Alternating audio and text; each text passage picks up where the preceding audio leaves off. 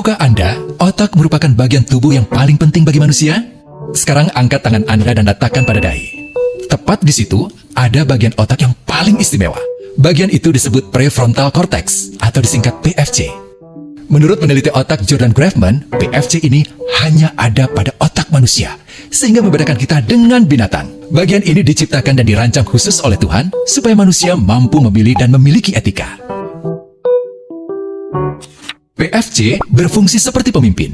Ia bertanggung jawab untuk berkonsentrasi, memahami benar dan salah, mengendalikan diri, menunda kepuasan, berpikir kritis, dan merencanakan masa depan.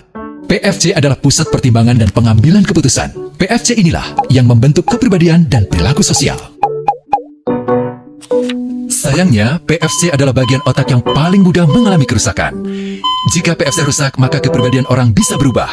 Rusaknya PFC bisa disebabkan oleh benturan fisik, bisa juga oleh zat kimia, seperti narkotika, psikotropika, dan zat adiktif atau nafsa. Dan ternyata, penyebab paling merusak juga pornografi, yang disebut narkolema, narkotika lewat mata.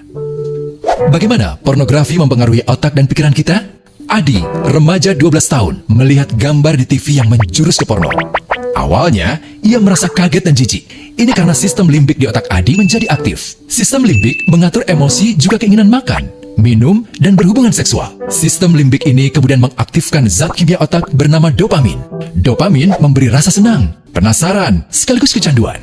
Zat ini juga aktif jika orang mengkonsumsi nafsa. Oleh karena itu, sifat candu pornografi sama dengan sifat candu nafsa. Otak akan mengingat apa yang membuat Adi senang dan bagaimana ia memperolehnya. Jika Adi mendapatkan pembinaan akhlak, etika yang baik, dan patuh pada norma sosial, dorongan melihat pornografi, meskipun menyenangkan, akan ia abaikan.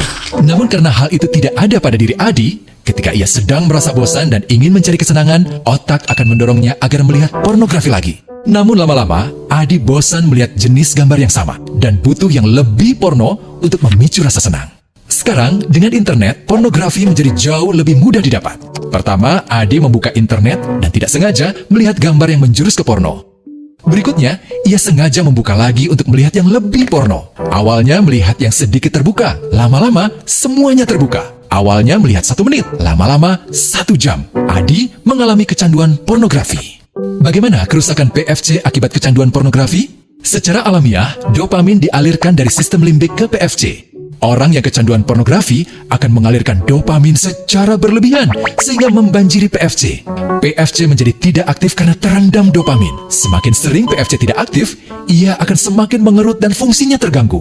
Sistem limbik justru akan berkembang semakin besar karena terus mengaktifkan dopamin, sehingga Adi cenderung untuk terus mencari kesenangan tanpa takut atas akibatnya.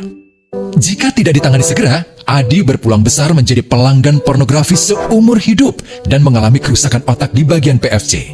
Awalnya, ia akan kehilangan konsentrasi, penurunan kemampuan menimbang benar dan salah, serta berkurangnya kemampuan mengambil keputusan.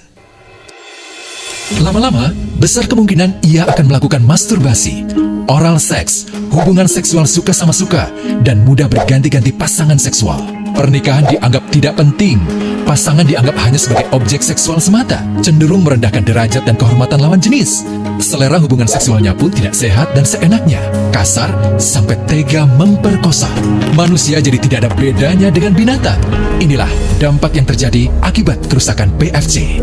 Ahli bedah otak, Donald Hilton Jr. mengatakan, jika difoto menggunakan alat magnetic resonance imaging, otak yang rusak akibat pornografi memperlihatkan hasil yang sama dengan otak yang rusak karena kecelakaan. Ia juga mengatakan, berbeda dengan dampak nafsa yang merusak otak di 3 bagian, pecandu pornografi yang sudah melakukan hubungan seks dengan anak-anak mengalami kerusakan otak di 5 bagian.